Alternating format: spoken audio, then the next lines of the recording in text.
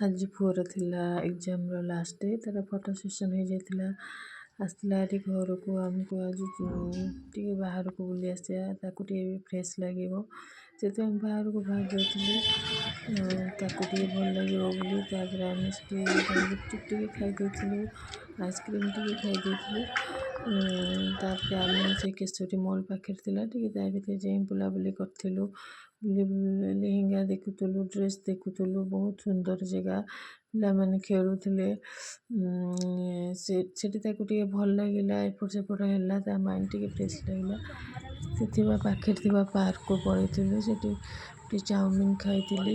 ତାପରେ ସେ ଦୁଇ ଜଣ ଏକ୍ସରସାଇଜ୍ ଜୋନ୍କୁ ପଳେଇଥିଲେ, ଏକ୍ସରସାଇଜ୍ କଲେ, ତାଙ୍କୁ ଟିକେ ଫ୍ରେଶ୍ ଲାଗିଲା। ବହୁତ ସୁନ୍ଦର ଜାଗା, ସେଠି ବହୁତ ଅଛି ଏକ୍ସରସାଇଜ୍ କରିବା ପାଇଁ, ବହୁତ ଲୋକ ଯାଇକି ଏକ୍ସରସାଇଜ୍ କରୁଛନ୍ତି, ମର୍ଣ୍ଣିଂ ୱାକ୍, ଇଭିନିଂ ୱାକ୍ ବି କରୁଛନ୍ତି। ବହୁତ ବଢ଼ିଆ ଜାଗାଟି। ଏପଟ ସେପଟ ବୁଲାବୁଲି କରୁଥିଲୁ, ବହୁତ ଛୋଟ ପିଲା ଖେଳୁଥିଲେ, ତା ମାଆ ମାନେ ତାଙ୍କୁ ନେଇକି ଆସିଥାନ୍ତି। ତାପରେ ଥିବା ଘର ପାଖ ମଲ୍କୁ ପଳେଇଥିଲୁ, ଘରେ କିଛି ଗ୍ରୋସରୀ ସରିଯାଇଥିଲା, ଆମେ ସେଠି ସପିଂ କରିଥିଲୁ। ବହୁତ ଭଲ ଅଫର୍ ଥିଲା, ଗୋଟେଥିରେ ଗୋଟେ ଫ୍ରି ଅଫର୍ ଆସୁଥିଲା। ଆମେ ବୁଲିକି ସେଠି କିଣାକିଣି କରୁଥିଲୁ। ପୁଅର ମ୍ୟାଗି କିଣିଥିଲୁ, ଟମାଟୋ ସସ୍, ବହୁତ ଜିନିଷ ଥିଲା, ଘରର ସରିଯାଇଥିଲା, ଆମେ ସେଠି କିଣାକିଣି କଲୁ।